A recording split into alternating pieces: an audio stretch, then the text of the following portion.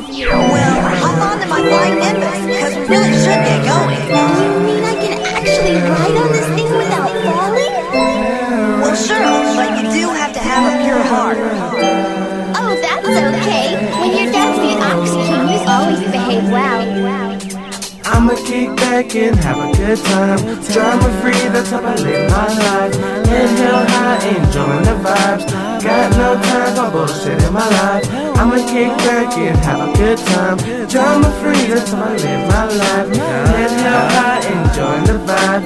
Got no time for bullshit in my life. Super Saiyan with this flow. Like Vegeta, my heart stay cold. Smoking on that Saiyan dope. Feeling like I'm on a Nimbus cloud, yo.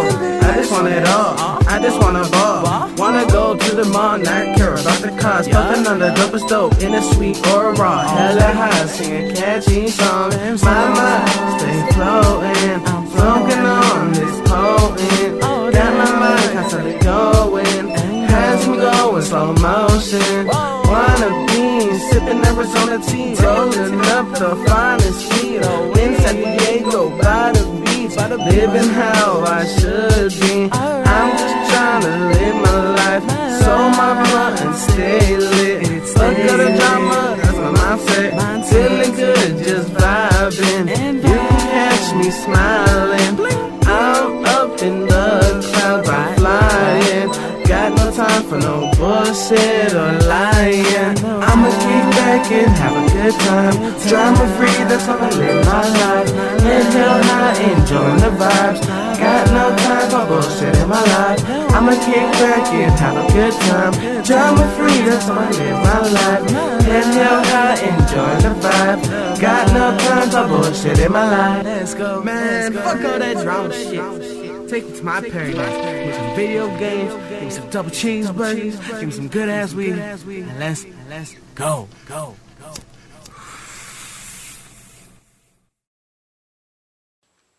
right, here we are. Another episode of the artistry of I am him. No, he is I and I is him. Slim with the tilted grin. What's my motherfucking name? Look, man, this episode is brought to you guys by, I don't know, just by, look, I'm not even worried about sponsorship right now, okay? Like, I'm just feeling so good that I'm not really worried. I'm not worried about getting sponsorships. I'm not like, look, I'm good. So let's give a shout out, okay? This episode is brought to you guys by the BAM cast. Shout out to Esther Bam. Shout out to, this episode is also brought to you guys by the homie RJ, who blessed us with that intro song that I love. Look, man, that's my favorite song, okay, for the decade. We're going to run this out until another song. Now, I was going to play the Tupac, how many niggas fell, what does it say, brothers or niggas? How many niggas fell victim to the streets, rest in peace. Or it probably say brothers. How many brothers fell victim to the streets, rest in peace. Young nigga, there's a heaven for a G. Be a lie if I told you that I never thought of death. My niggas, we the last ones left. Like, man. So, I've been watching a lot of hip-hop documentaries. I've been binging on hip-hop documentaries. So the Netflix show Evolution, I think it's like Hip Hop Evolution. So that I watched the Biggie and Tupac documentary on Netflix, Unsolved, and I watched All Eyes on Me, the Tupac movie. I watched City of Lies, also a movie about the investigation of the unsolved murders of Biggie and Tupac. And I picked up Biggie, the Biggie movie, the Notorious B.I.G.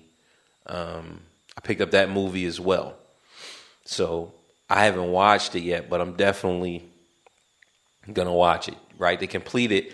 And and I watched the Biggie documentary on Netflix as well. So I've definitely been in my I don't know what you want to call it, because it wasn't like an East Coast, West Coast beef in Baltimore. right? Like, yeah, it's going on, but we didn't get affected by it at all. I mean, other than just listening to the music and hearing it play out.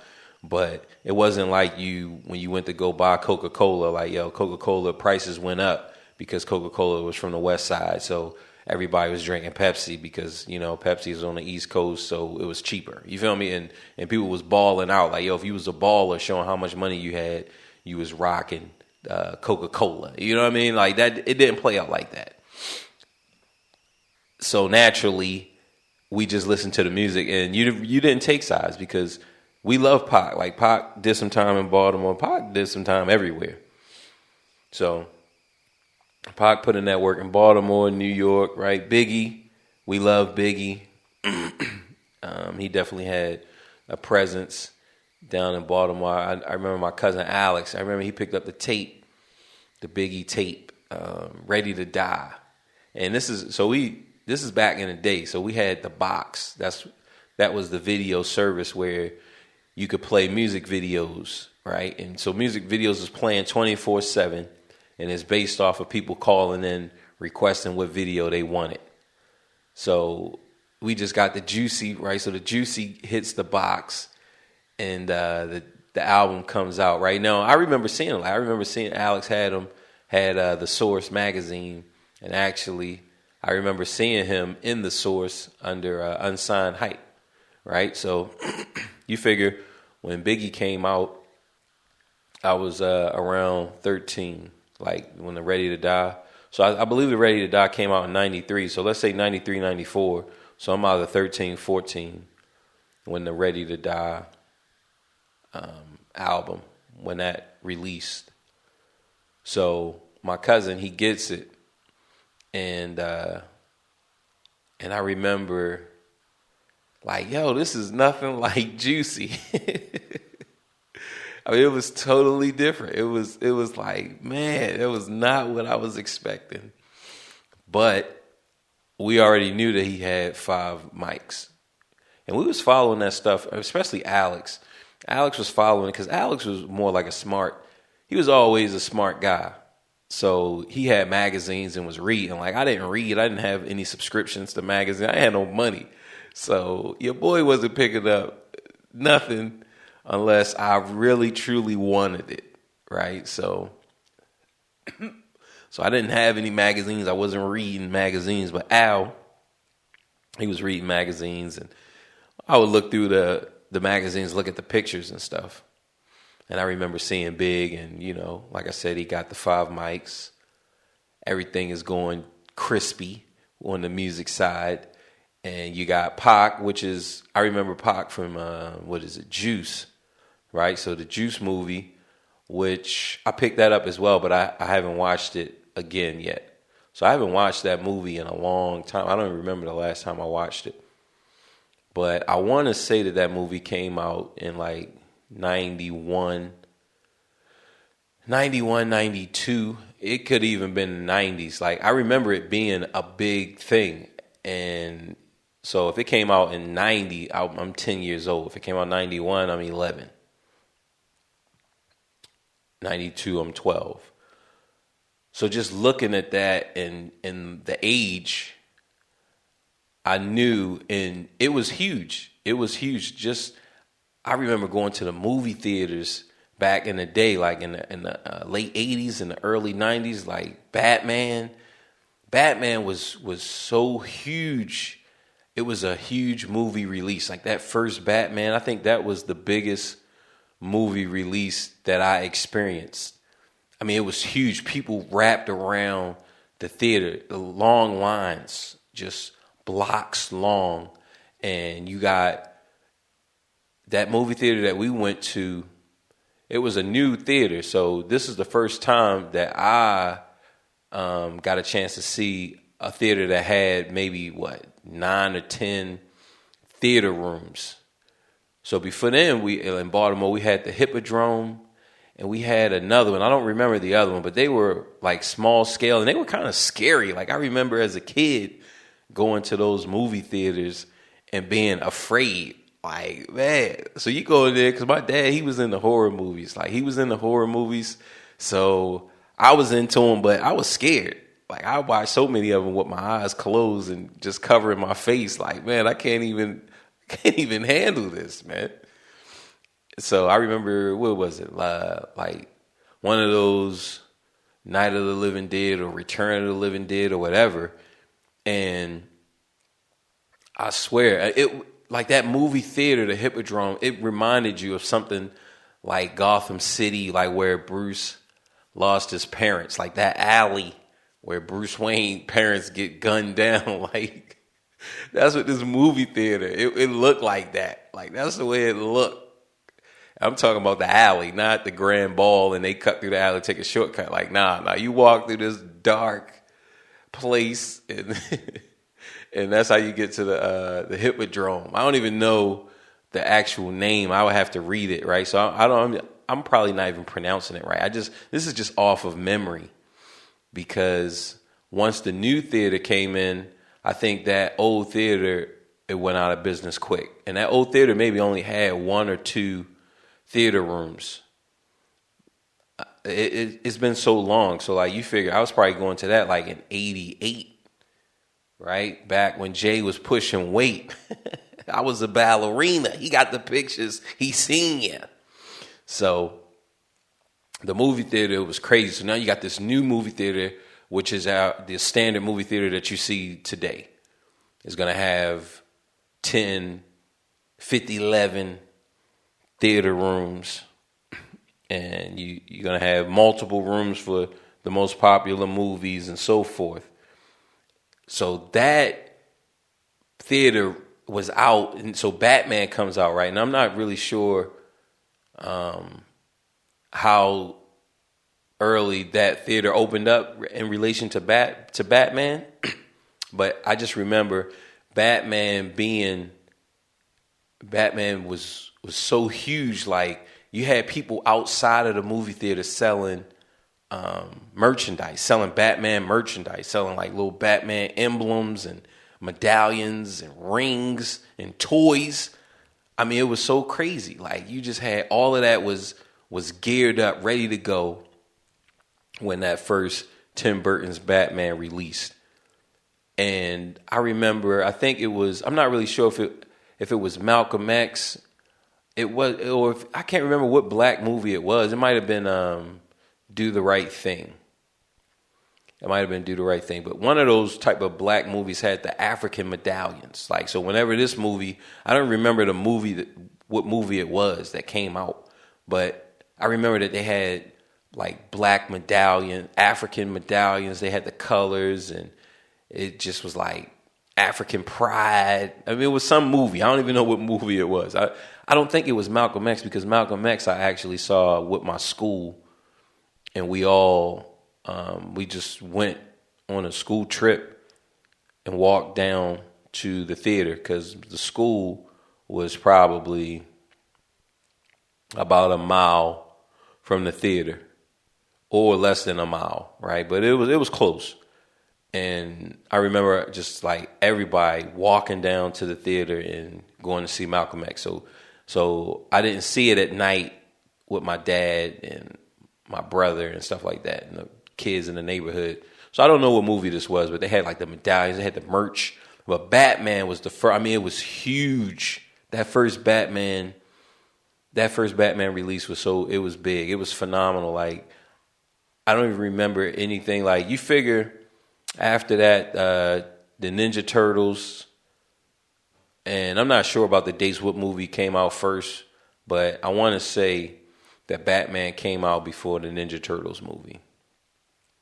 But that Batman movie was huge. The release, it was just grand, right? So that's what we talking about with the theaters.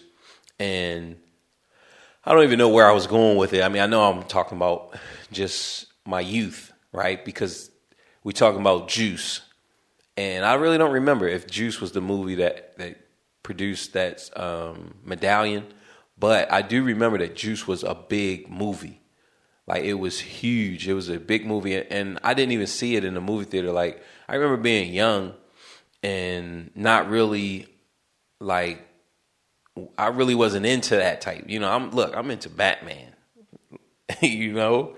I'm into Batman and superheroes. I'm not really into the black way of life because even as a youngster, as a young tyke like that, I never was into violence. Like I never really wanted to hurt people, or I didn't want people to get hurt. So, I was avoiding all of that type of stuff. So if any people were fighting, like, look, man, I'm not going around wherever people were fighting at. Like, I'm not going around there. Why am I going to go around these guys who are fighting just so I can get beat up? That just doesn't sound like a good trade. It doesn't sound like a good idea. I'm going to just go ahead and stay in the house and watch DuckTales, watch Darkwing Duck. Okay, let's get dangerous. But Juice, I remember, even though I didn't see the movie, I remember it still being big. It was huge, and Brenda's Got a Baby. That was on the radio. So that's on the radio. And before then, like Digital Underground had the Humpty Hump, right? So before that, they had Do What You Like. I see guys and girls stand.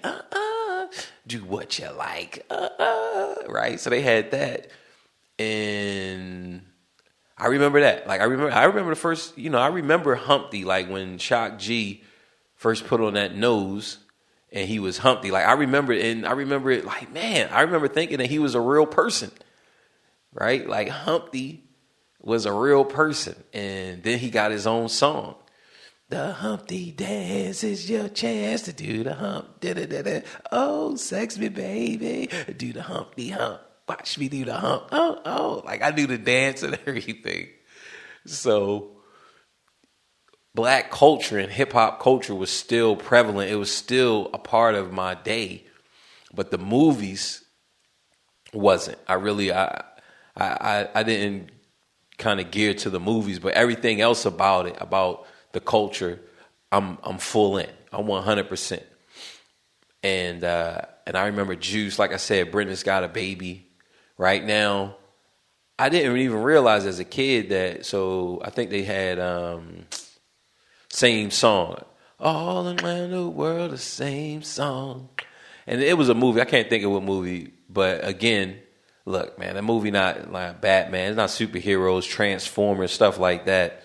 So I'm not really excited for those type of movies, but it was some type of cop movie, and I think Ed Lover was in it, and Tupac was in that. And I remember the video. I remember him being carried, and again, like, yo, this is a part of the whole black empowerment, Africa, back to Africa, or they wasn't really saying back to Africa when I was a kid, but they was just representing. I remember just seeing a whole lot of Africa medallions. You knew what the continent looked like, and you knew the colors, and you knew beautiful black women, the silhouette with the nice big full lips, and you just like dark skin, and it was awesome. I remember like the whole movement of it, but I don't know which movie kicked it off. Far as, like I said, like in the movie theater, they're selling merchandise around this stuff. So Juice comes out. We got Pac. Brenda's Got a Baby, right? All of that is circulating around the same time. So that's a huge hit. And boom. So Pac is with us, right? Pac. And nobody was really saying, again, like I'm like 10, maybe 9, right? I don't know. Juice probably came out like 91. I think it came out before then. So it probably came out like 89 to 90 or something, right? Juice comes out. And nobody was, at my stage, at 10-year-olds were saying like, yeah, Tupac's my cousin, right? Nobody was saying that. So I didn't even know he was from Baltimore, but or that he lived in Baltimore and kind of hung out in Baltimore for a little bit. I didn't know that. And boom, the song is out. And like I said, you fast forward, you get Biggie, you get the whole East Coast, West Coast thing going on. And watching these movies, watching this stuff, it just took me back to that time in my life. And it just the smell. Like I remember just those, like the 80s, Because the 80s, I'm in East Baltimore. I'm in East Baltimore during the second half of the 80s. So the first half of the 80s, I'm in South Baltimore. And I'm living with my grandmother and like a whole bunch of us living all around in Cherry Hill. So that's like South Baltimore. And we're all down there. And, so I remember tidbits and different things about that. But then, all right, hold on. Let me introduce you to Bo Miles, a unique and likable guy. Everyday life, friends and family makes up the artist's dream.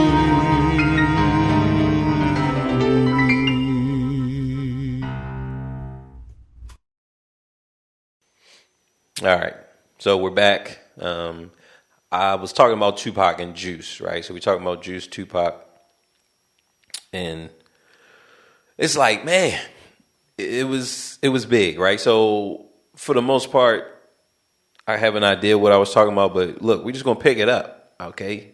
Because this episode is pretty much just shaping up on me just remembering Biggie and Tupac.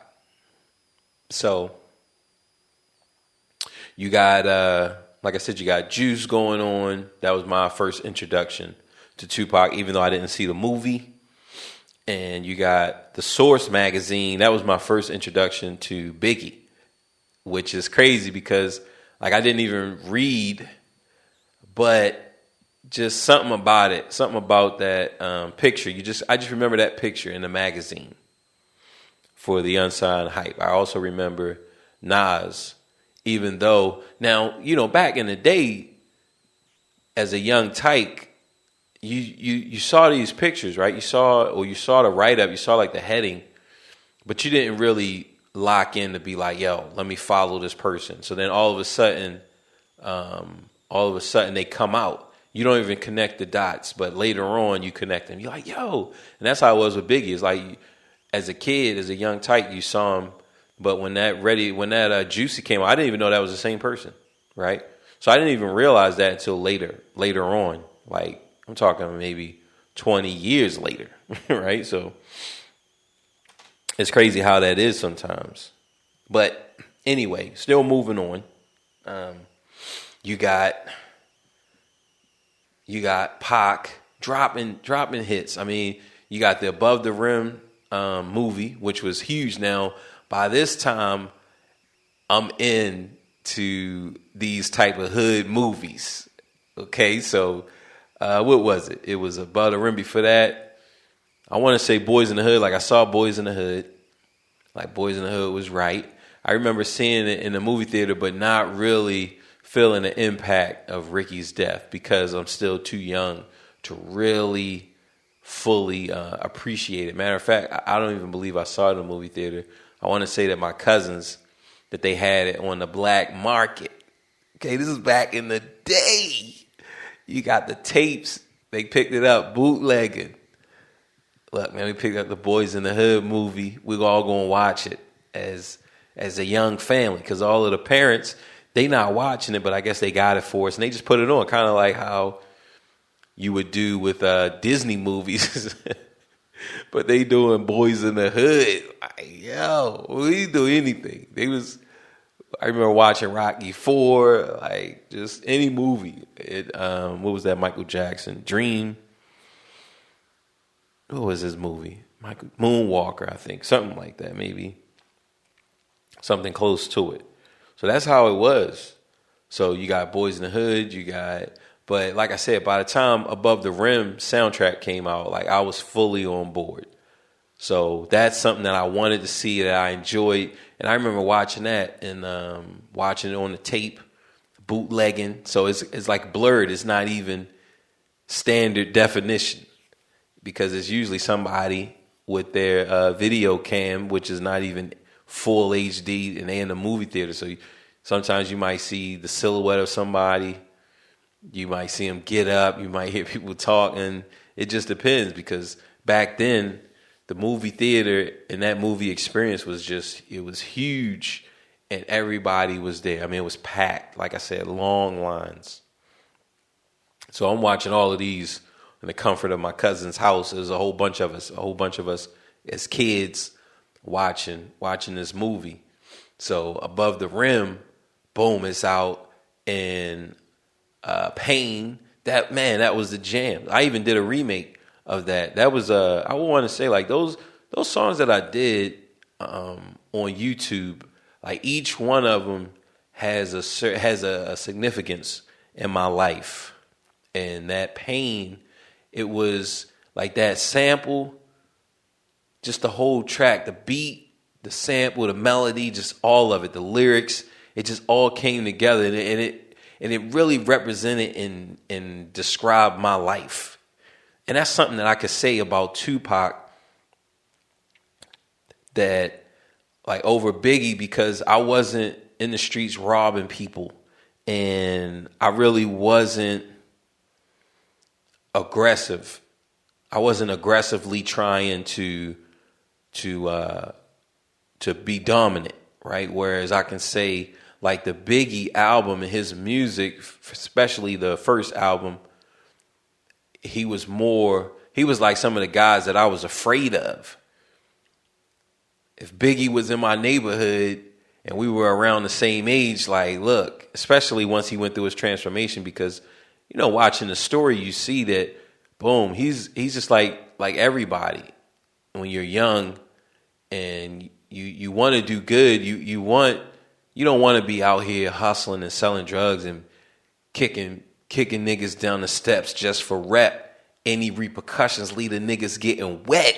You don't want to be doing that as an 11-year-old. But some people, some cats, they do. Like some cats at 10. I remember the dude Erskine. Erskine was like that Biggie type of character at a young age. I'm talking like 3rd grade, which is crazy. He's beating people up. He's getting in trouble in school. He get kicked out. I remember I want to say he either robbed somebody for his beanie hat, right? It was, I can't remember the boy's name, but I remember his sister was like Donisha or something close to that. And, you know, word on the streets at the young elementary level is that Erskine had maybe a 38 or had some type of gun and took his beanie hat. So Erskine is like older Biggie, right? I want to say younger Biggie is like most of the people that I know. And I think in order for you to even get to that Erskine level, you got to be pushed to that. Like people are grooming you when you're young, at a young age. And I'm sure maybe some of that was just in them, right? Like, I don't know. I never talked to him outside of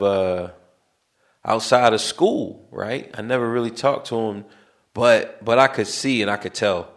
And that a lot of times these young tykes, the way that they're being raised and the things that they're getting pushed into, it's like, yo, you don't even got a chance.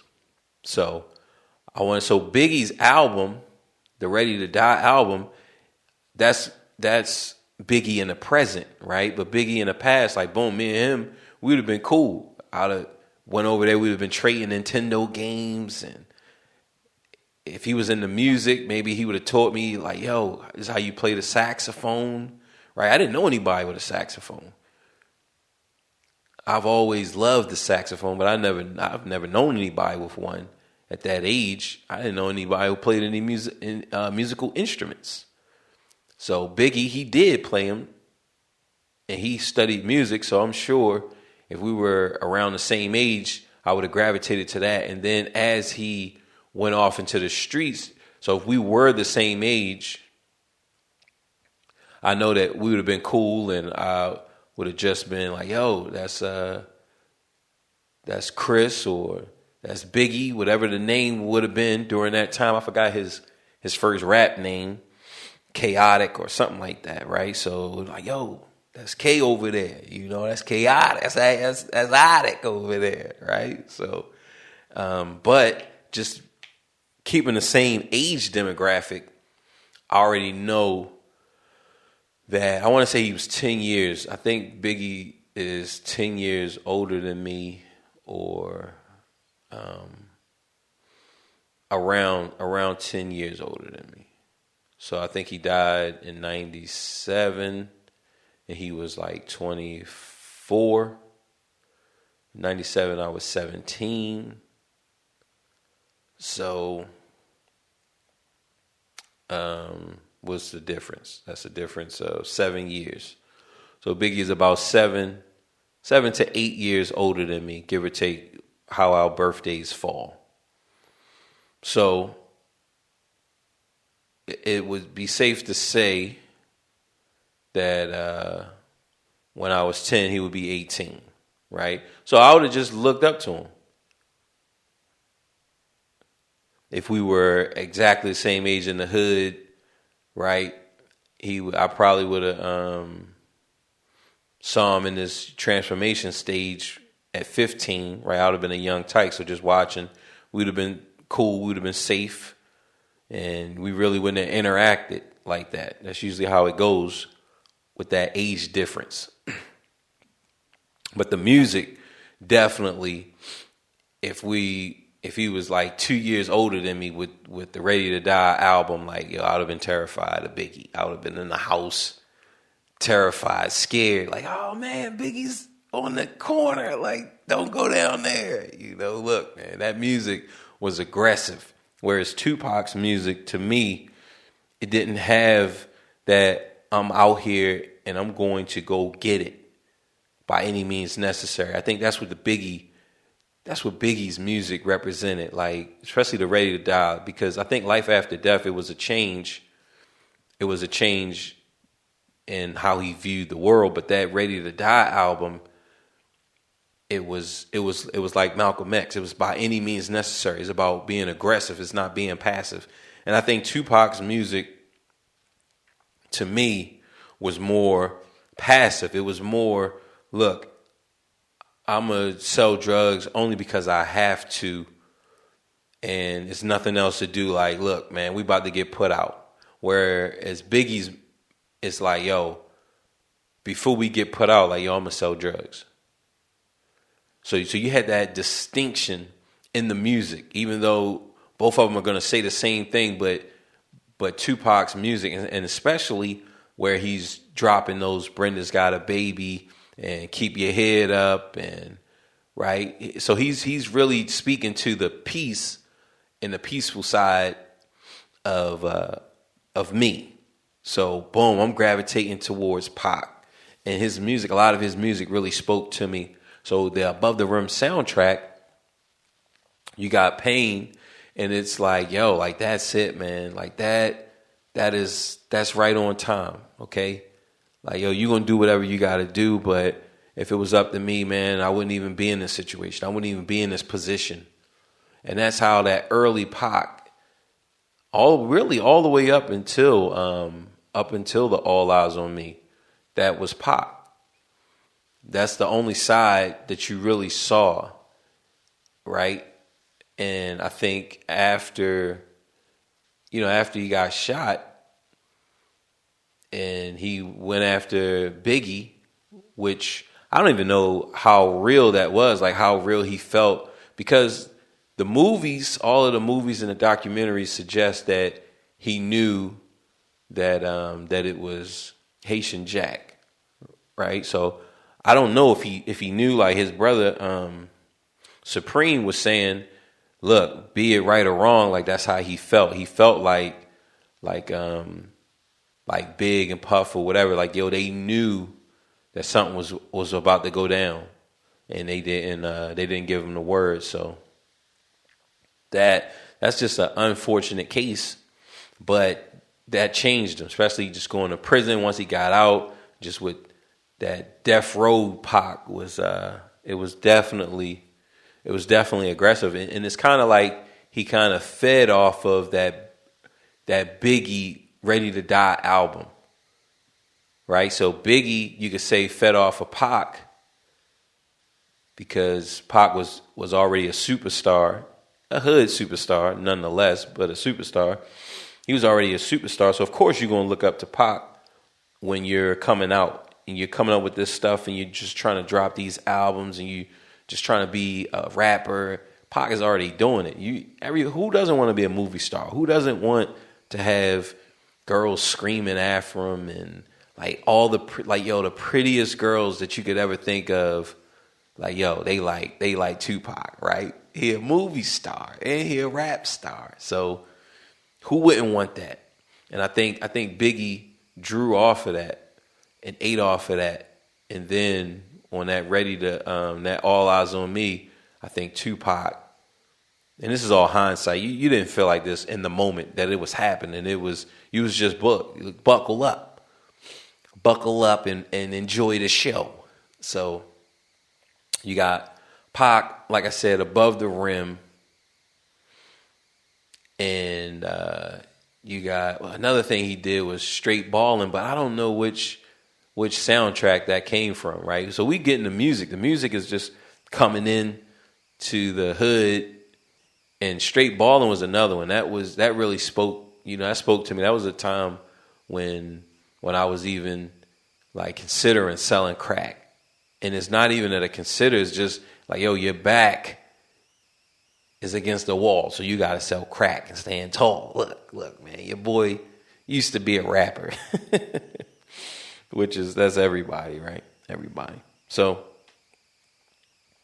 that was something, right? The Straight Ballin', like that. When that song came out, like, yo, that's when I was up. It's like, yo, boom, here's your turn. It's time to sell crack.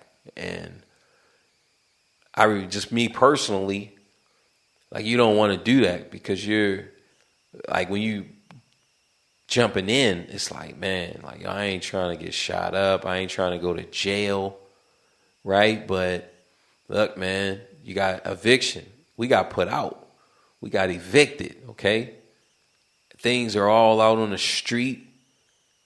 Just that humiliation, like, yo, man, that just forces you to look by any means necessary. Now you on your Biggie right now, right? Look, I'm gonna just have to do stuff to people before people do stuff to me.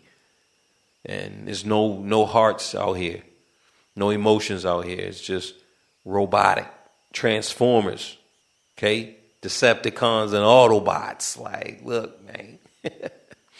So it's crazy.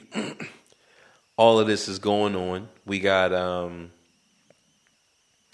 then I want to say so like that Tupacalypse Now, because I think that was his first album, which would have gave you Brenda's Got a Baby and whatever else he had. And then you get all of these, you get your movies, you get different albums, right? And then you get the next big thing that really stands out in my mind is the trial, him getting shot up and then him going to jail. And then he releases the Dear Mama.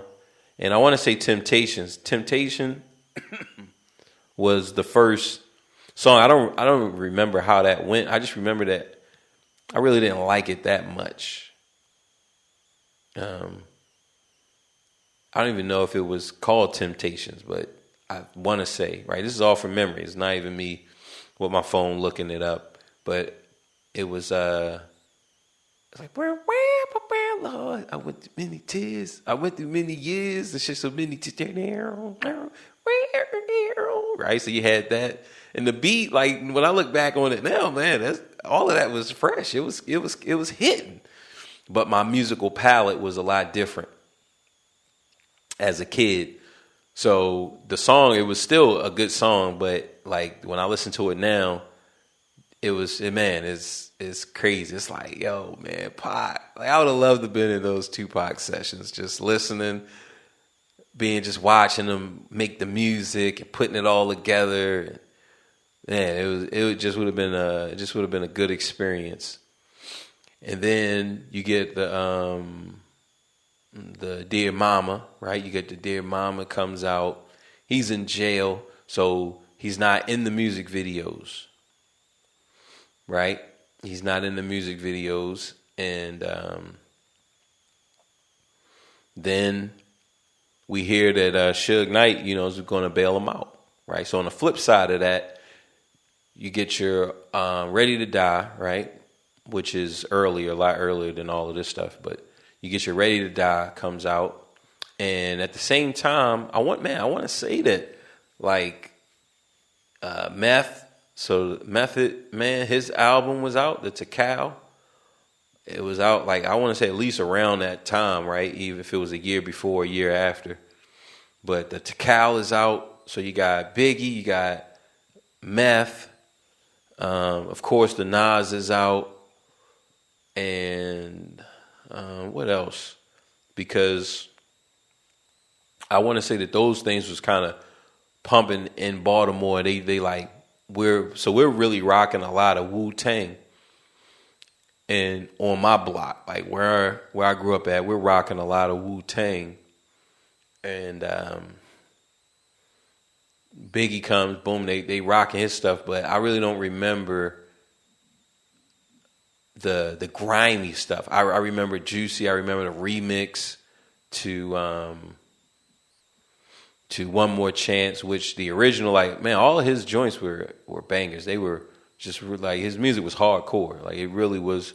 It was hardcore. It was in your face. And I remember when he drops with Junior Mafia, that's when I remember. So what was it? Like, ladies, rub your titties if you love Big Papa, right? So that, like, I remember that was huge. Like, that was big in the hood. That was huge, right? So a lot of his joints were huge, but that was big. And that's really all I remember from Big. So you had his hits, One More Chance, and like the radio classics. But a lot of his hardcore music was bumping through the hood as well.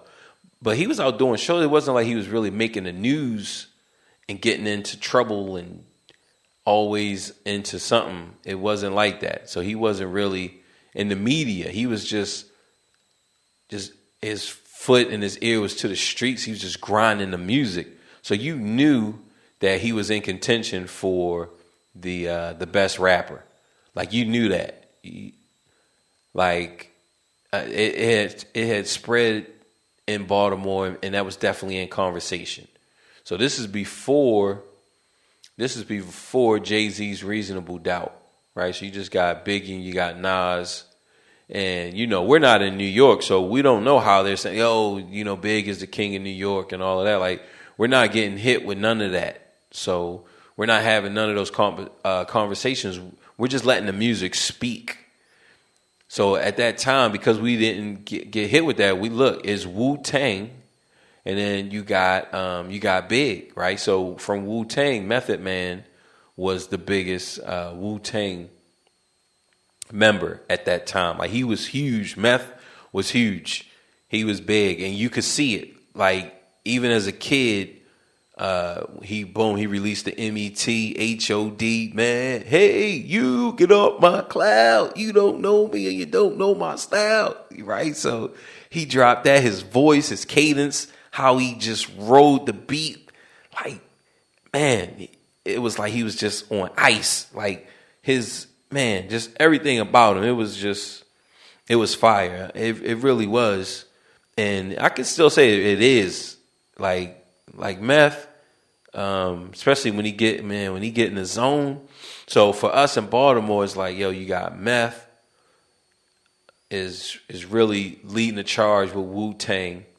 You got Big and you got Nas, but you really didn't even think like, who's the best rapper? Like, me and my circles, we wasn't even really worried about that. We was just enjoying the music.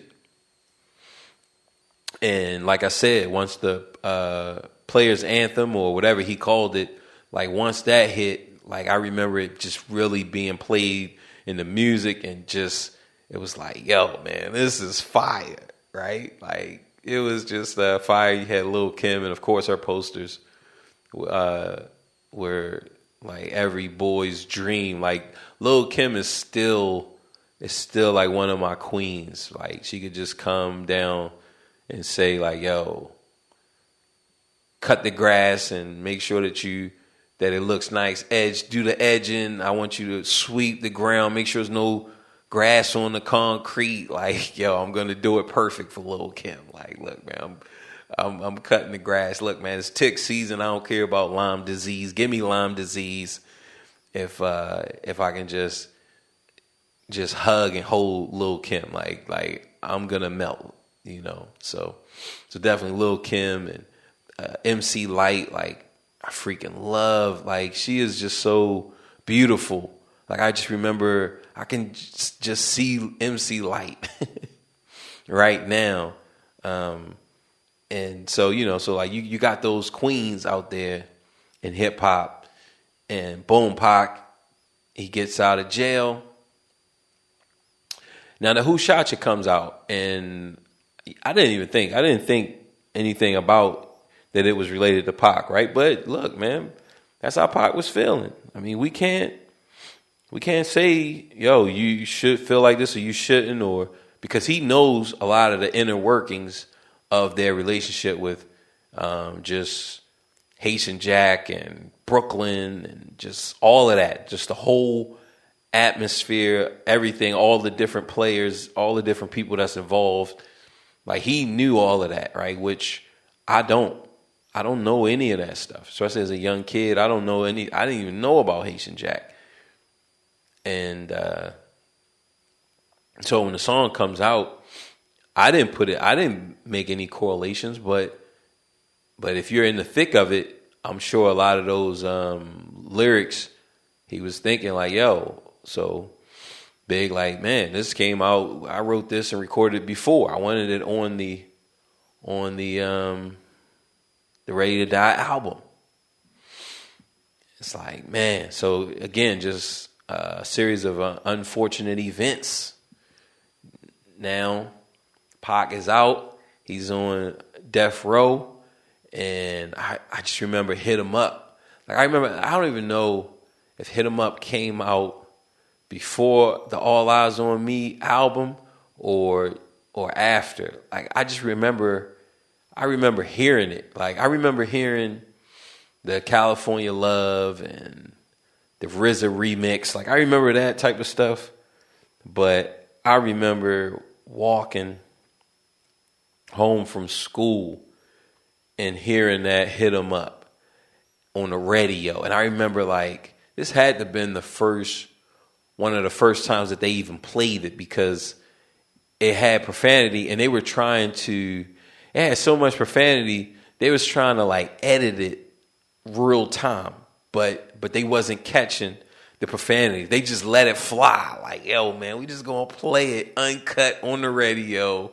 You know, first off, fuck the bitch and the click you claim. West Side till we die, come equipped with game. Like, man, that song was crazy. Like I said, I was walking home from high school, Lake Clifton, Easton.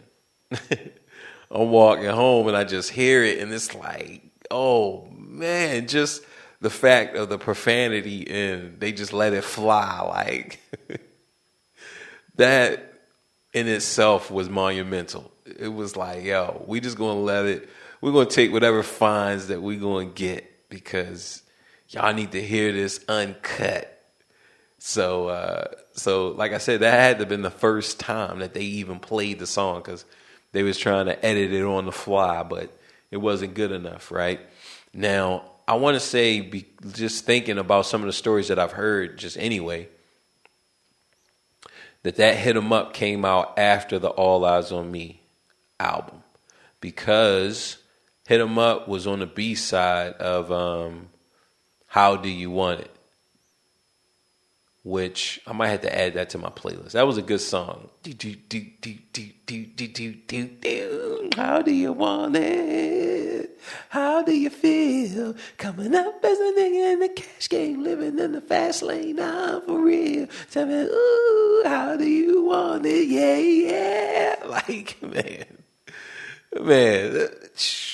I swear, I wish that Biggie and Pac was still alive. I really do. I mean, just the music, it was so good. But that time, that was just a good time to just be alive and be in the city, right? Which I'm sure anytime when you're a teenager, no matter where you are, you kind of look at those years, especially if you make it out, because, you know, a lot of these young cats not making it out. A lot of these young cats not surviving. But if you're fortunate enough to actually survive your teenage years, when you look back on it, it's going to be like, yo, man, that was just a beautiful time. No matter if you're a teen in the 90s, if you're a teen in 2000s, if you're a teen in the 80s, if you're a teen in the 70s, right? Teen in the 60s, it's like, yo, it's going to be like a good time for you as an individual. And that, like, Pac and Big, like, yo, them representing, I mean, it was just crazy. So around this time I'm working, right? So I get my first job. I'm probably 15. But my first job, and that's what this episode was gonna be about. So maybe the next episode we'll talk about my jobs, but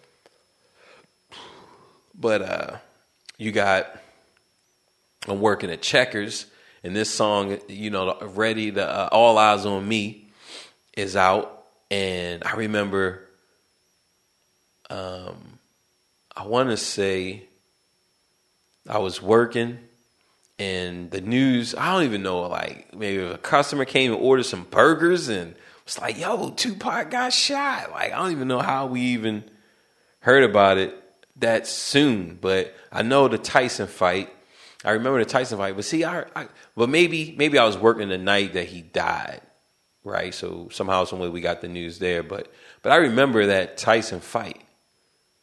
I remember the fight, and I want to say that fight was on Fox, because a couple of his comeback fights, maybe one or two of them, were free. They were on Fox. So, of course, I was there and I watched both of them. I remember when Tyson lost to Buster Douglas. So we had cable for a little bit of time. And that was one of the fights that we actually got. My dad, pay-per-view, right? I can't say that he paid for it, because I think that fight was the reason why we didn't have cable no more. Like, look, man, I can't pay the bill, this high-ass bill. Look, man, you got to let it go. So I remember just screaming for Tyson to get up. Me and Alex, you know, we watching the fight. And I'm like, you know, get up. Tyson. And I remember thinking, like, yo, he's counting fast. You know, the ref is cheating with the counts. But just when you look at all the information, it's like, look, man, Tyson, he just, again, a series of misfortunate events.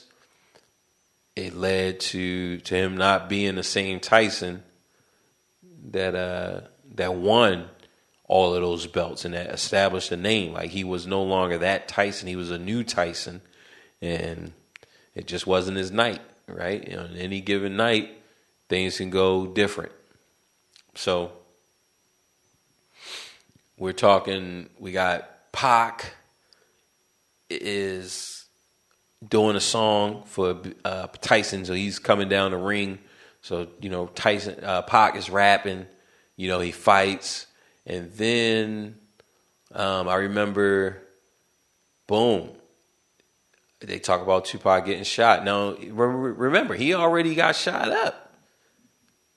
You know, niggas shot me 5 times. Real niggas don't die. Like, so you was thinking, okay, look, man, he's going to pull through. You're not thinking of how bad it is. You're not even thinking of that. You're just like, yo, Pac. But you still kind of worried just because people getting shot in the hood, you know that, like, yo, man, a lot of people be dying. But back then, you wasn't getting hit with, like, high caliber weapons. Like, right now, man, they talk about you get shot up. I mean, you might get shot up with, like, Uzis and AR-15s and 45s. Like, but back then, I mean, 380s and nines, like you look, man, you wasn't seeing any 45s like that. Like people wasn't getting hit like that, but you still 22s, right? But you knew that like, yo, it could still be doing damage, right? They was like, yo, the bullet is still in you and it's still moving, that's crazy to me to even right now thinking about it. Okay, you get shot and maybe a year later, right, or a few days later, the bullet travels to whatever and punctures. Like, all right, I get that it's moving, but I really don't even understand. Okay, how is it moving through, and how is it ripping through your flesh, even though it's not going at a tremendous speed, right? So that type of stuff still boggles my mind. But you hear the Pac got shot, and then they show you the footage of him getting into the fight with Orlando Anderson. So you knew like, all right, he got shot up, that it was probably him. It was probably Orlando Anderson and his crew who in retaliation. And that's what they were even saying, but then it's like, yo, they didn't know who shot him, right? It was just weird. Like, yo, they ain't had no information. They were saying, they said the car, but like, yo, that car just wasn't spotted again. But really, if you look at it from now, like if it would have happened today, in today's time, people are more aware. And just with the cell phones, like that is huge. So what you would have had if that happened today with Biggie or Pac, in that type of situation where, both of them being gunned down around so many people, like you would have had so many cameras and so much footage, and people was like more aware. I think people are more aware now. So even on your drive, so if you're driving back to wherever you're driving, like it's going to be camera footage. Like somebody is always some type of camera, something always on you, especially with the heightened awareness that, yo, this person is on a run. We looking for this car. Like it's so many people that's out recording now. I think that that it's harder to get away with that type of stuff now, even though, but I'm just talking about in the same instance that it happened, because like if you look at Pop Smoke, for a while his stuff went unsolved, right? But now they have some juveniles actually being charged with his murder. But I want to say that took like a year, right? But that's better than 20 years, right? The Tupac and Biggie murders. So you get Pac gets shot, and then like I said, Friday the 13th. So yeah, I'm definitely working, right? Because I'm a young tyke, so I'm working the weekends, which I really enjoy. I just enjoyed that job, and I'm definitely going to talk about it next week. But and it's said, yo, Tupac has just died, right? And I remember the girl, Deshae, she was just crying. And Deshae, oh, she was so sexy, like little Deshae. Oh, my Jesus. But, yeah, she was crying. And a couple people, and you just felt that sadness. And I remember them playing, how many brothers fell victim to the streets, and they was playing All Eyes on Me. And then actually that video got released, the All Eyes on Me video. I mean, it was just a sad time. It was like, man, it was just sad. And with no resolution on who killed them or nothing. And then they had the photo of him in his autopsy. They had that made front page news. So you was seeing that, right? And this is the first time that this is even being pushed on a national level, far as for my demographic, right? I'm sure they probably had some autopsy photos of different celebrities in the past, but they didn't hit like Tupac. Tupac, once they had his stuff, it was real. They had his chest all slit open. You didn't even know, like, yo, if this is even real, the autopsy. It's like, man. I mean, I really can't even imagine that.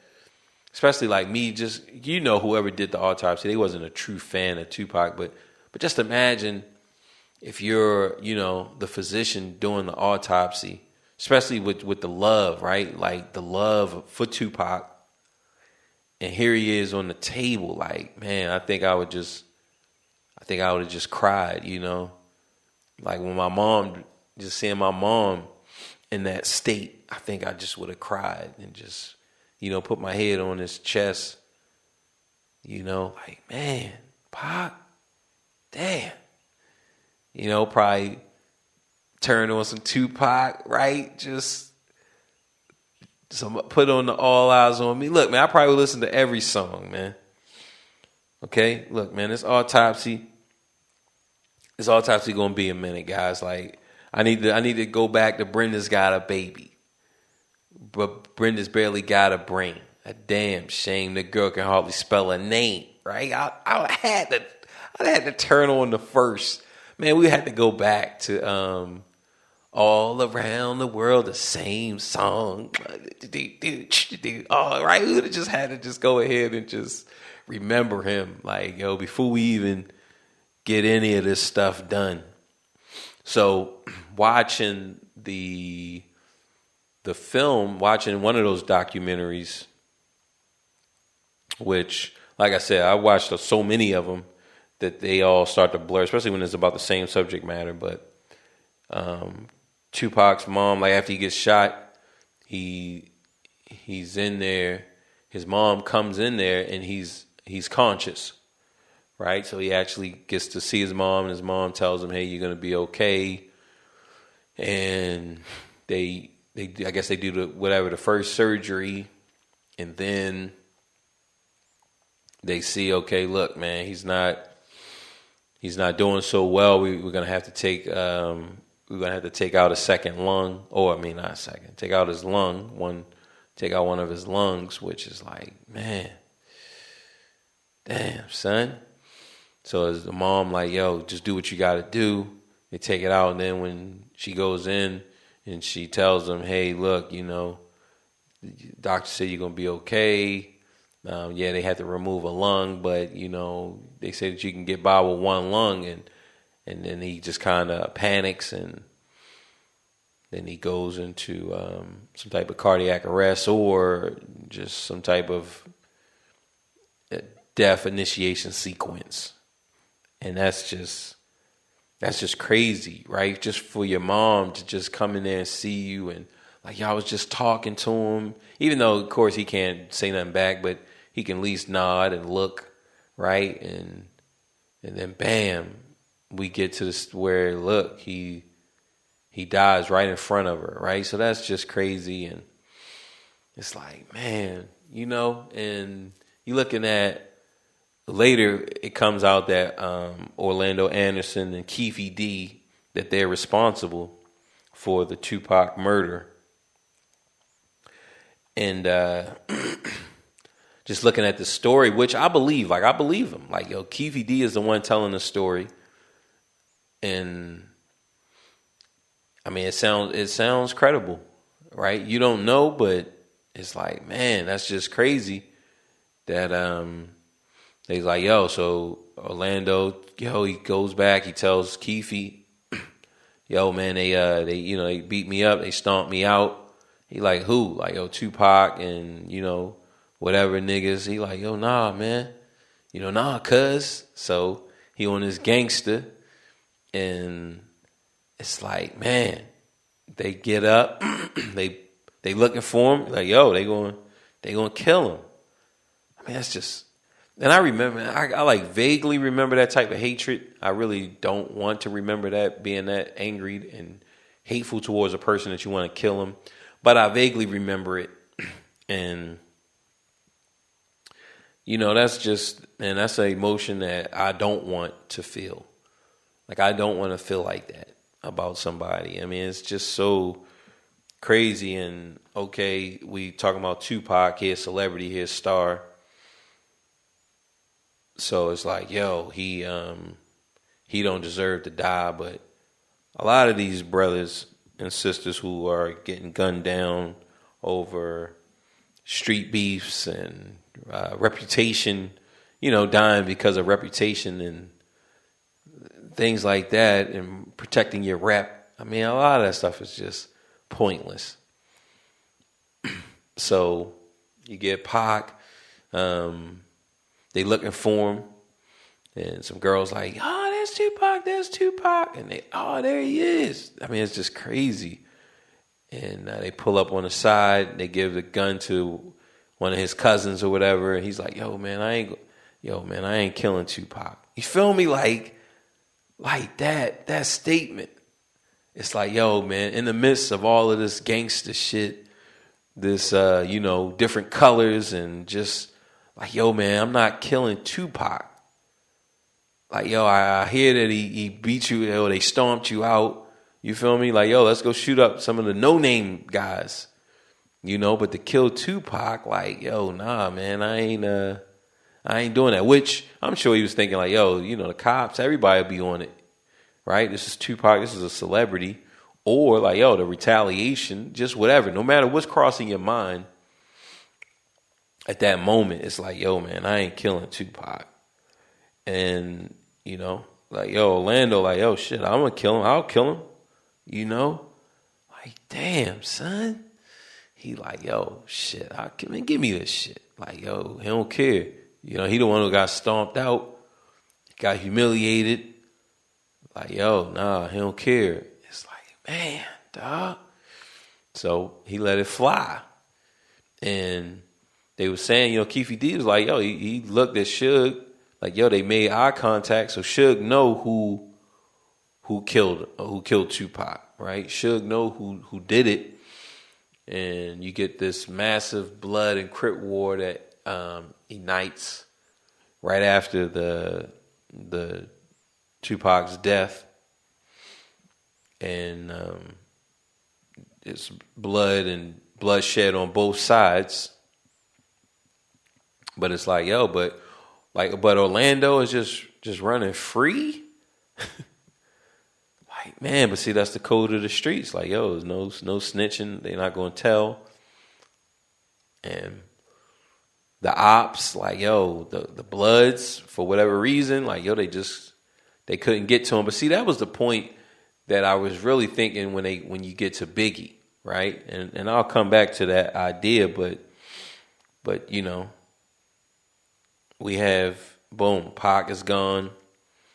Biggie releases the Life After Death, which he had to hypnotize Biggie, can't you see? Sometimes your words just hypnotize me. Like, yo, it was fresh. Like, it was cool, man. It was cool. But the track for me that really just sold me on that Life After Death album was the Notorious Thug, like that Bone and Biggie, like it's Bone and Biggie, it's Bone and Biggie, let's go and Biggie, armed and dangerous, ain't too many that can hang with us. Like, yo, that track was pure fire. Like the music, do that, ride, get high. Get high, get there, let's ride. So Pac did a track with Bone, but B.I.G. and Bone, like that was just far superior. And y'all know that I was a Pac fan, like I was a Tupac fanboy to the fullest. But the music though, I always let the music speak. Right, I always let the music speak. Now, I will say that the Pac and Bone Thugs song was revolutionary in the sense that it was different. And it was out of the norm, right? It wasn't your conventional type of song, but just pleasant to the ear. Like, yo, that Bone and Biggie, like that song was just fire. Notorious Thug, like, man. Like, even every time I hear it, it's like, yo, man, this song is fire. it really is. Like, yo, this song is fire. So that's out. And that's my manager at the time at Checkers was, I think it was Dalvin, right? Now, see, the thing with this, and I'll talk about that next episode, but like, if you don't see these guys' names on paper, right? Like, yo, I gotta really read your name so I know what the hell your name is, because when you're just going off a memory of 20 years ago, like, I don't know if it was Devin or Dalvin or what, man, but he was a cool dude. You feel me? Like, he was young, and I want to say he was from Cherry Hill as well, so South Baltimore.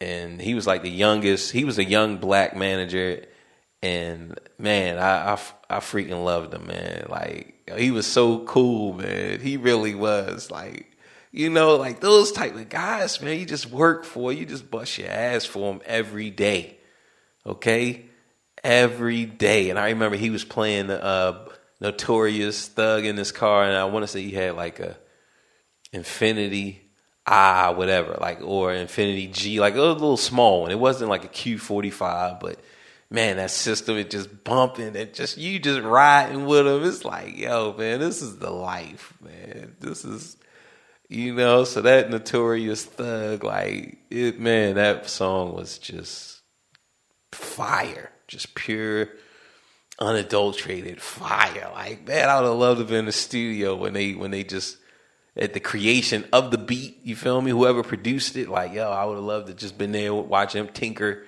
and put it together. And then just that whole process, man. That's one of those songs, like definitely one of the greatest hip hop songs, one of the greatest songs ever, you know?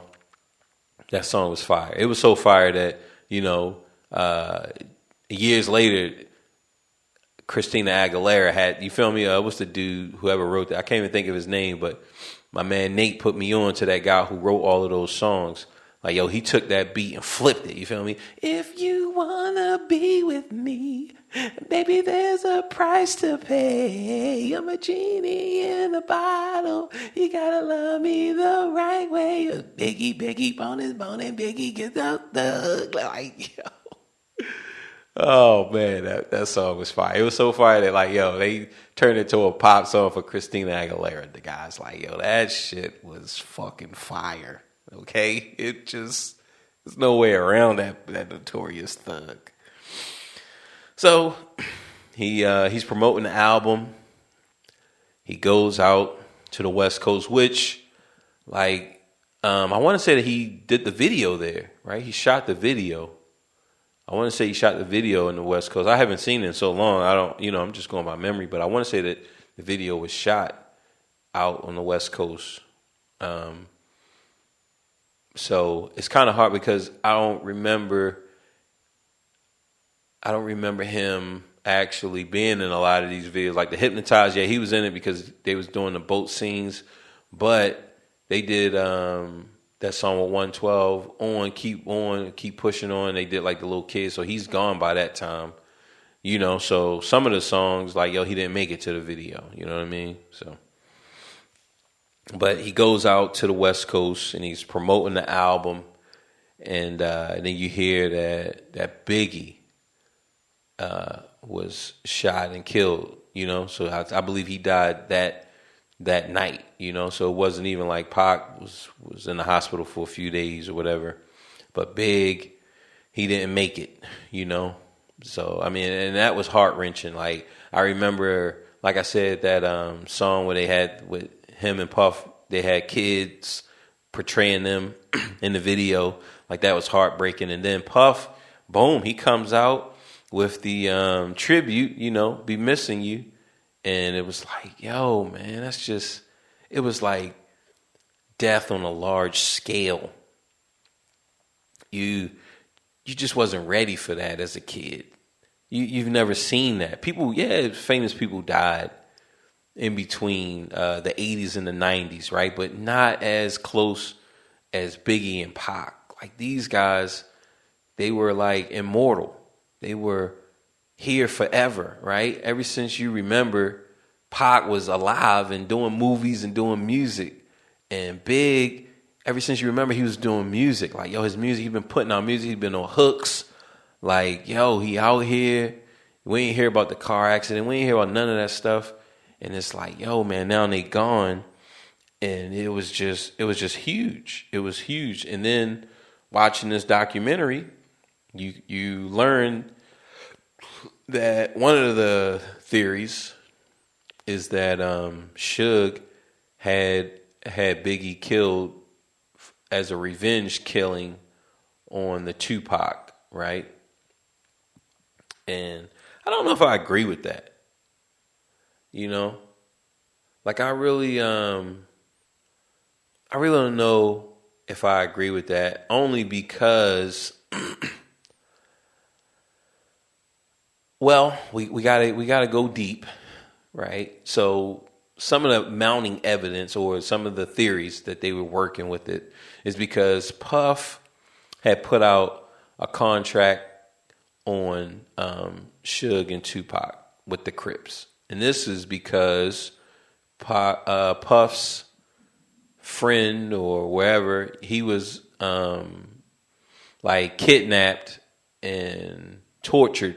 They was trying to get his address, his LA address and his mom's LA address, right? And that was because Suge's one of his best friends, his closest friends, got murdered in Atlanta at a party because of the Crips. And the Crips were hanging out with Puff because Puff was like, yo, he was just he didn't feel safe. Okay, yo, I'm in LA and like, yo, I don't feel safe with, you know, Suge, like with just Suge after me or whatever, right? So then they introduced him to the Crips, Keefe D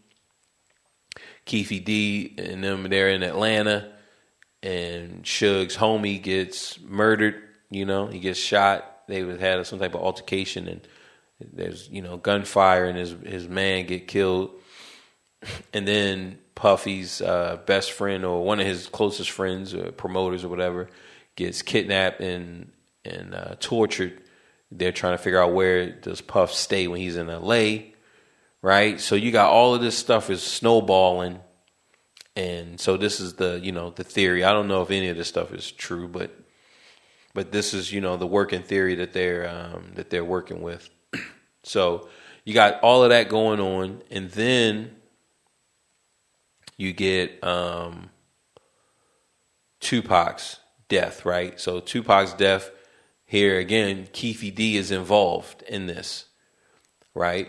Now it's like, yo, how ironic is so Keefe D is involved in Suge's homeboy getting killed, right?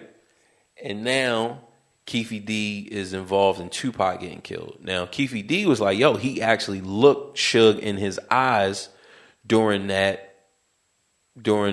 killing, during like, yo, when Tupac got shot and Suge got shot, I think he got shot in his head, he got grazed. Keefe D was like, yo, I thought Suge was dead too.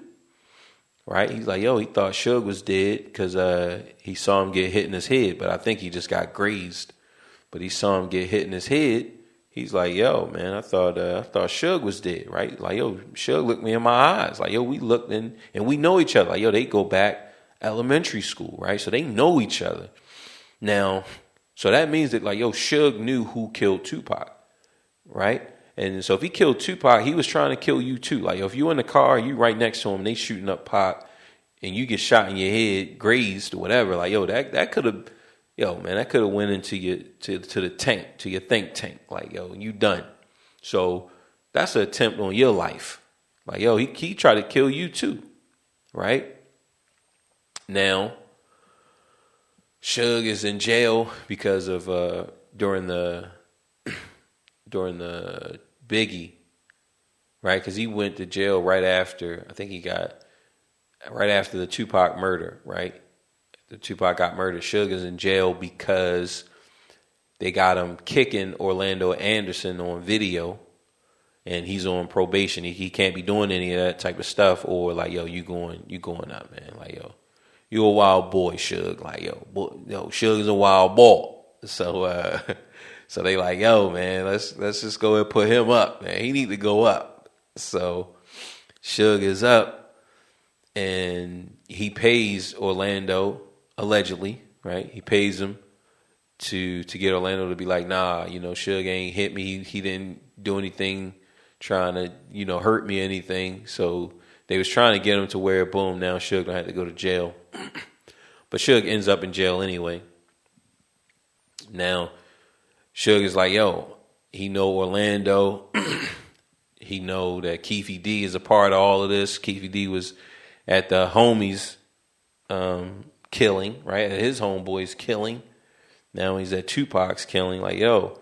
And Keefy is running with Puff, right? He running with Puff. So like, yo, he got something to do with it.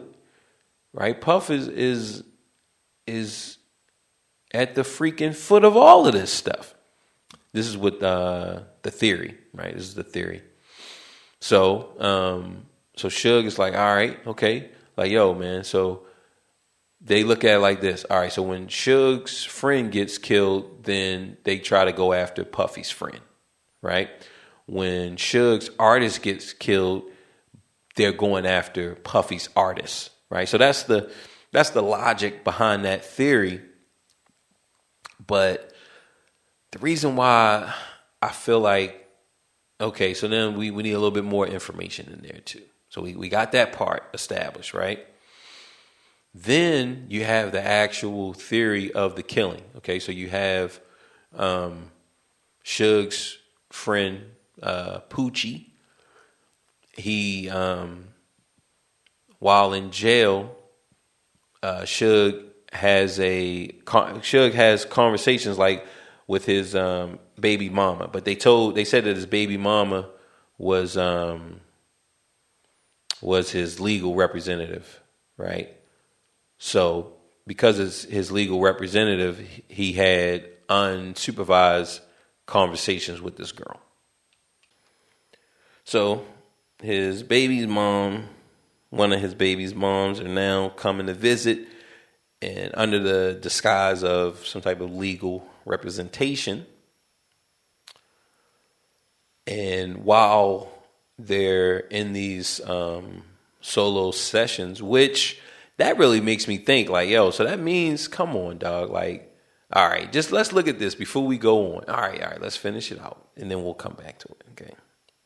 While they're in these legal sessions, which can't be recorded or can't be, they can't have anybody but the lawyer. So it's just the lawyer and the paralegal, right? That's the idea, right? So if your lawyer and the paralegal is in there, no cop, they can't record it with tape recorded, they can't video record it. During these sessions, Suge tells his baby mama that he wants Poochie to kill Biggie, right? And it's gonna cost him $7,000, right? So under these negotiations, she pays Poochie the $7,000 or maybe half, $3,500. He, carries out the execution, and he pays Poochie the rest. And then eventually, Poochie is gunned down. He's on his motorcycle or whatever at some type of intersection, and he's gunned down. He crawls on the steps, and then they finish him off. Now let's go to the paralegal. Okay, so with the paralegal thing, like, yo, this is how you can have sex with your girl. Like, only thing you gotta do is get your lawyer to say that your girl or whatever girl is their paralegal. Because it's not being recorded, no type of audio, no type of video recordings. Like, yo, go ahead, get up in that. You feel me? Like, yo, come on, man. Like, now, if I thought of this just on my first hearing of it, you already know what time it is for guys who have lawyers that they're paying and they have some money. Like, yo, man, look, they getting these, like, yo, sex is just regular now. Boom, man. Have the lawyer come up, pay him a little bit. Got this young little breezy.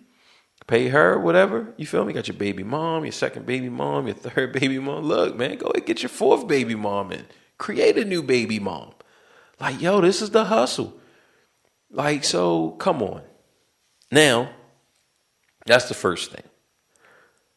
Like, boom, I'm definitely going to use it. I'm trying to have some type of, look, man, especially if I'm in prison, like, nah, dog. Nah. Yo, that's your paralegal.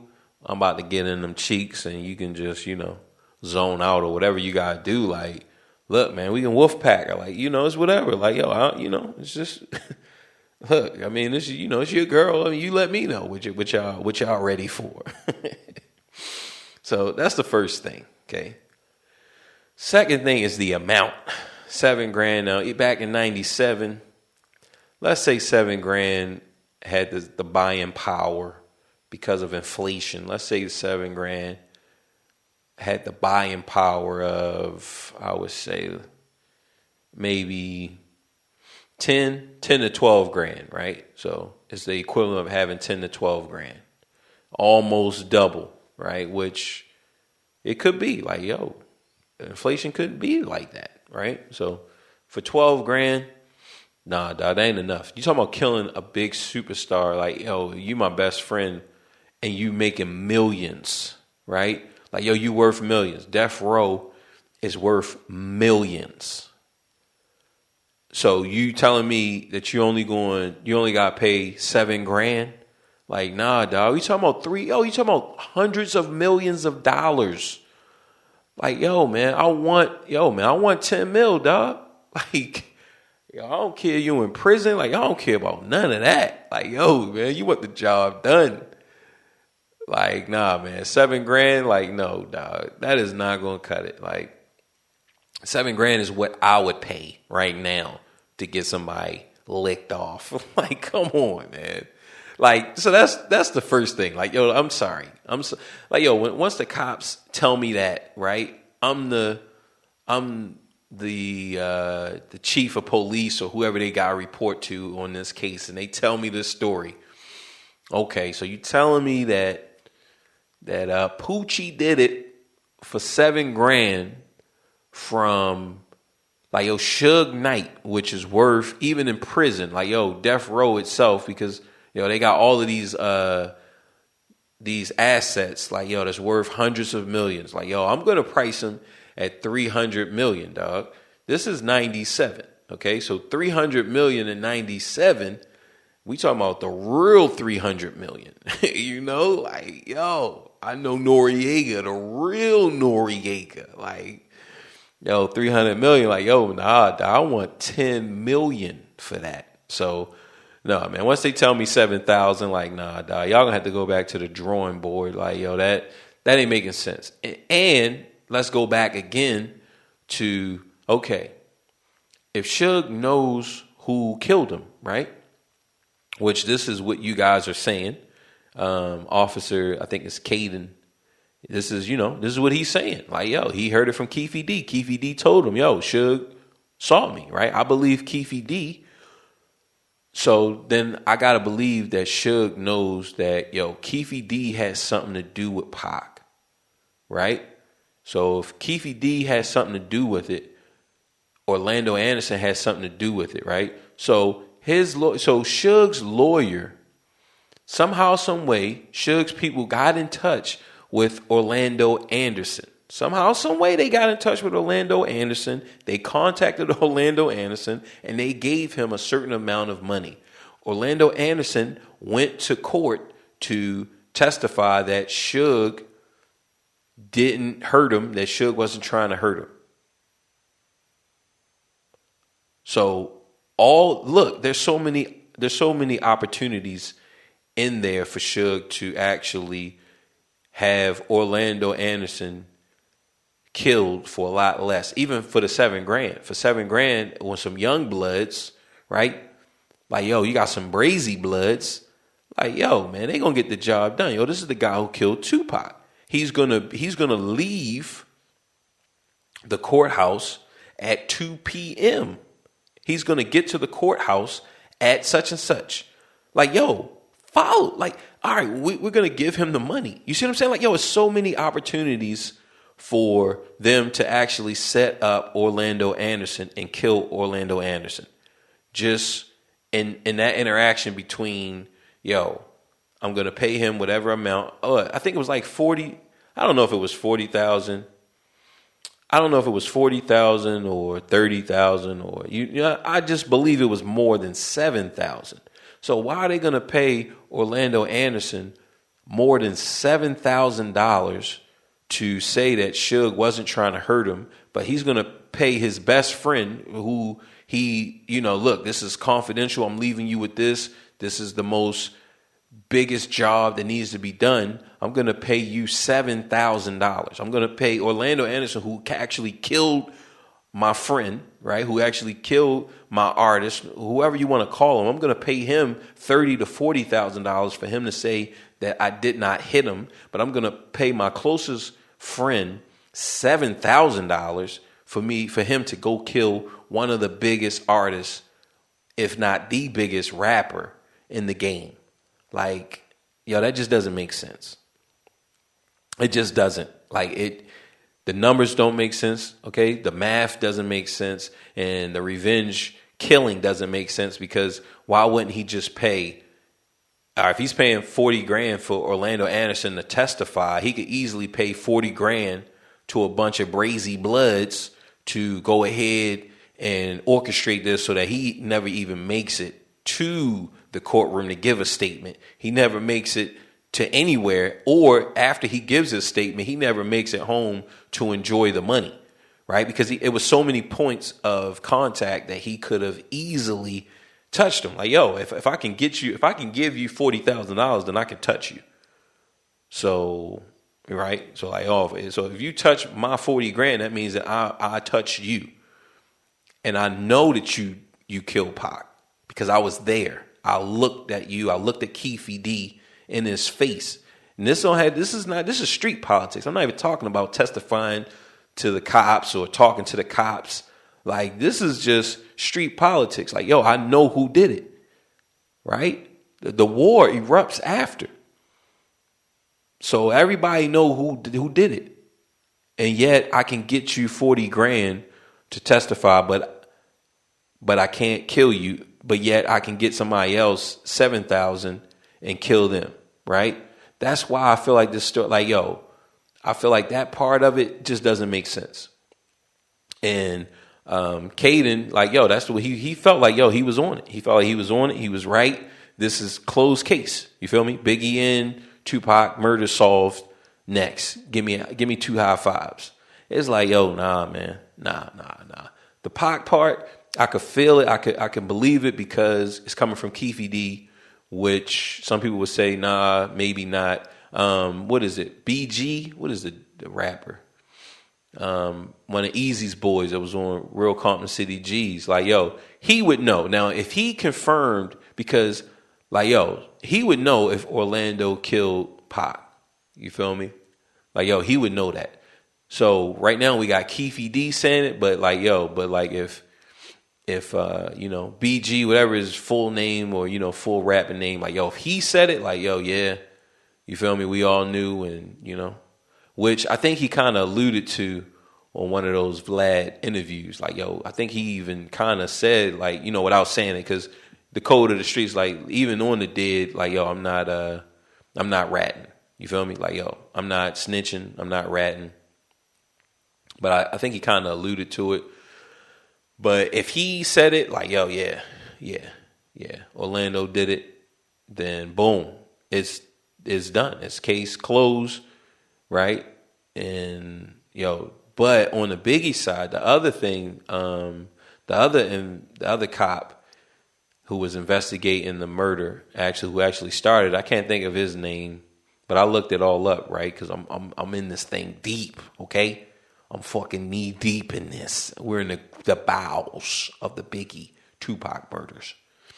And he was saying that it was LAPD, that they were actually involved in the murder of Christopher Wallace, right? Now, we got to call him Christopher Wallace at this point because his mom, look, Christopher, you know, yo, shout outs to his mom and to all the mothers who are, lost their son in violence and just, this petty street violence, right?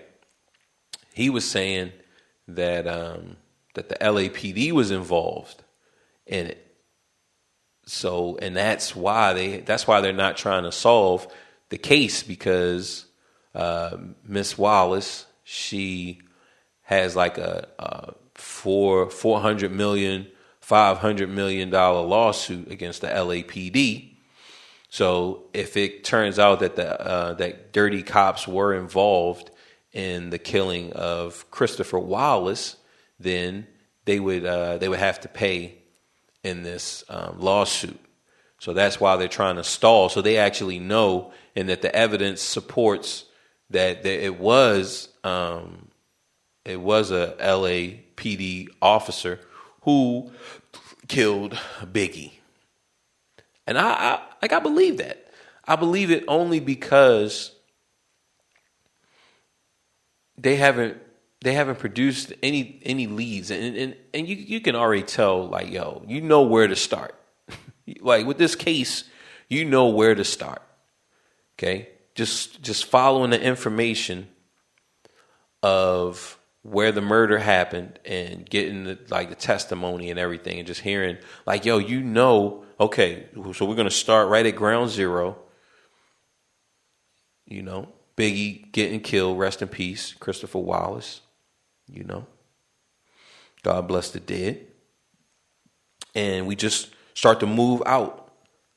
And we looking at everybody who was there. We getting all of their stories, right? And we were just following up with everybody. Okay, I'm talking everybody. Everybody that's on that list. Like, I want to account for every person who was there. Okay? Every person. Because eventually we're gonna get to a few people that don't check out. Okay, so like, yo, freaking Sarah and Shawnice, they were there because of blah blah blah blah. Look, let's follow that all the way back to the trail of they brought the Ready to Die album when they was 13, and now they finally are able to see Biggie in concert. Right? Look, we're going to follow all of that everywhere, get everybody accounted for, until we actually lock in on, okay, who are our shooters, right? Who are the guys who, this guy with the bow tie, Amir Muhammad, right? Who was like, yo, until we get to him, right, we got to cancel everybody else out, and everybody has to be accounted for.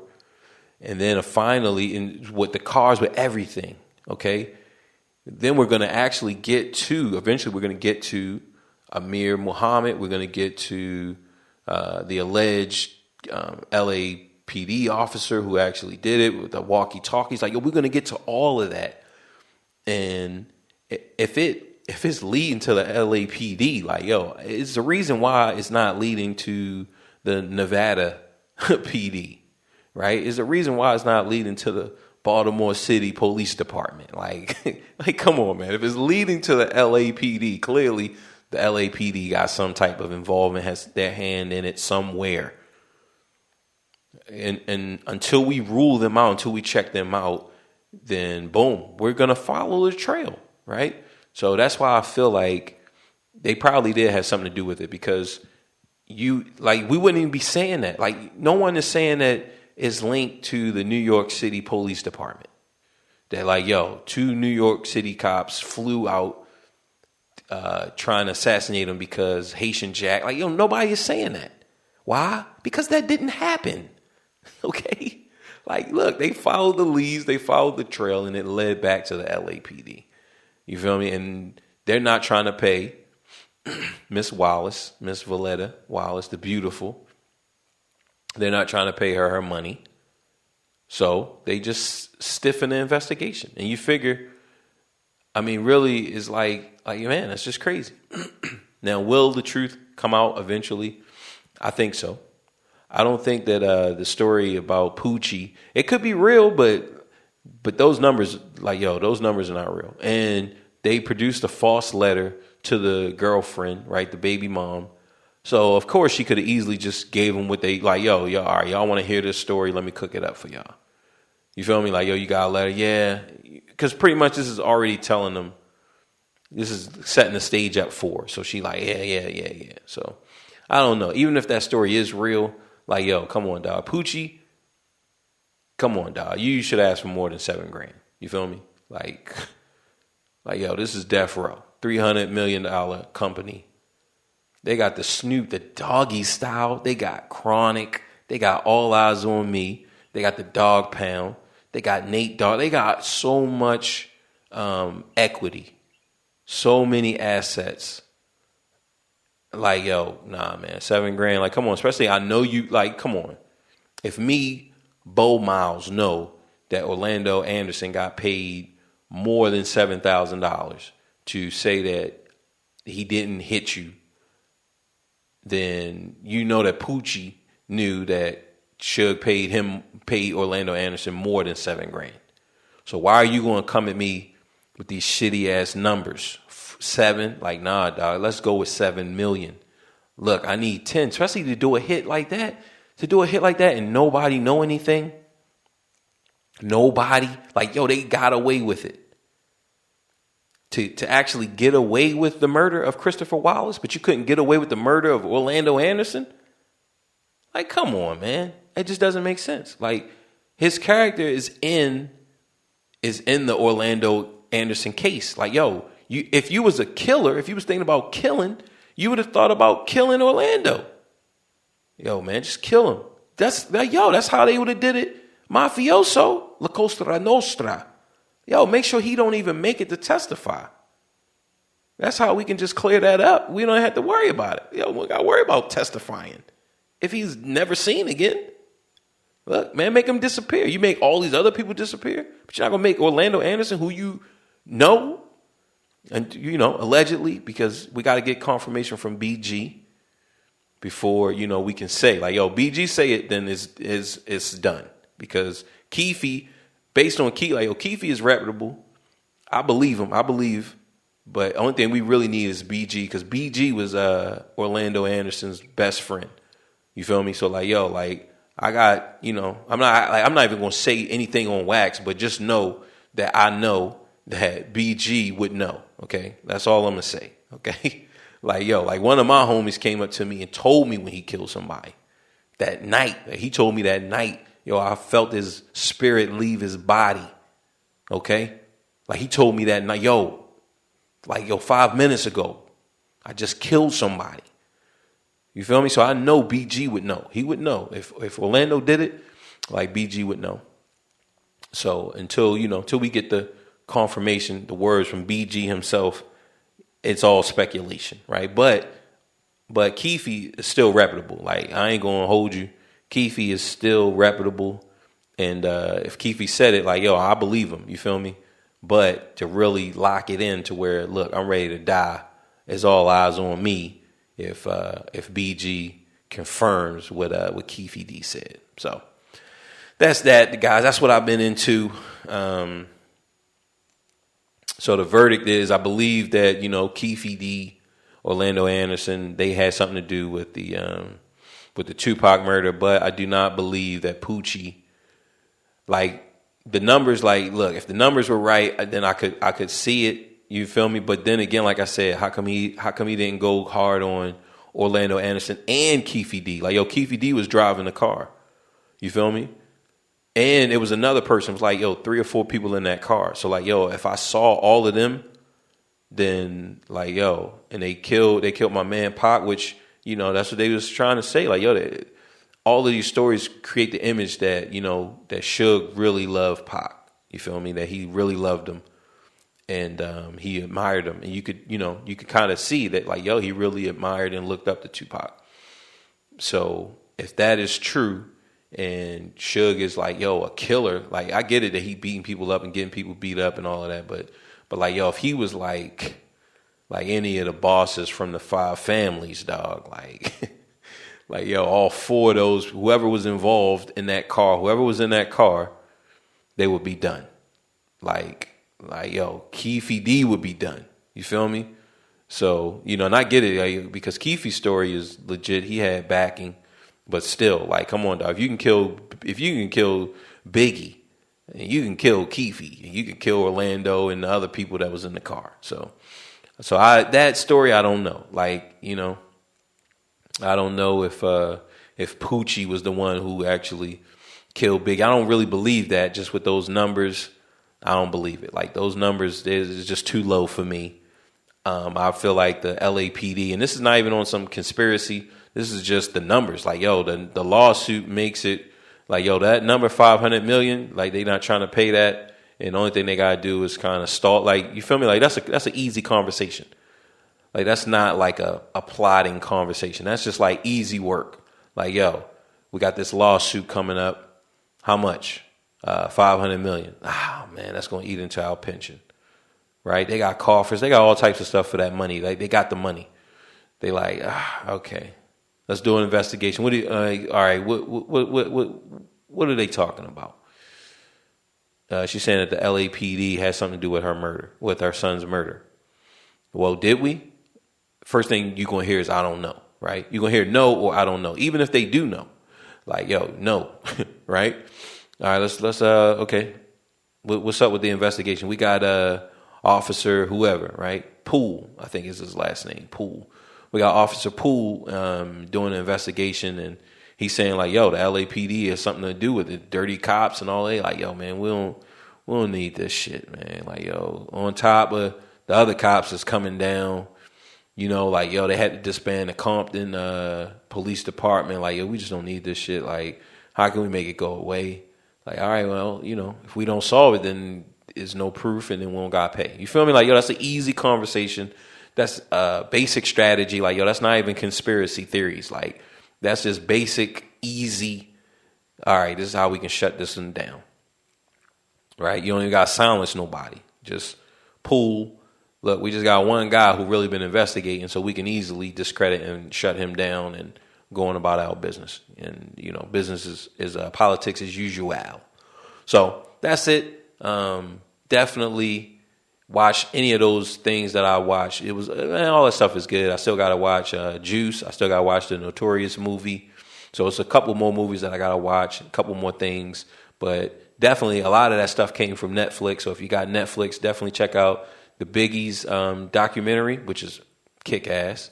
Watch the Hip Hop Evolution. There's 4 seasons, 4 episodes per season, 4 to 5 episodes per season. Definitely watch that. Unsolved, the unsolved cases of Biggie and Tupac. That's on Netflix. That's a fire. And then we got City of Lies, which is with Forrest Whitaker and Johnny Depp.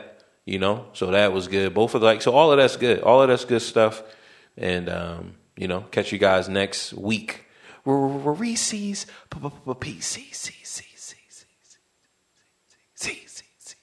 I won't deny you. I'm a straight rider. You don't wanna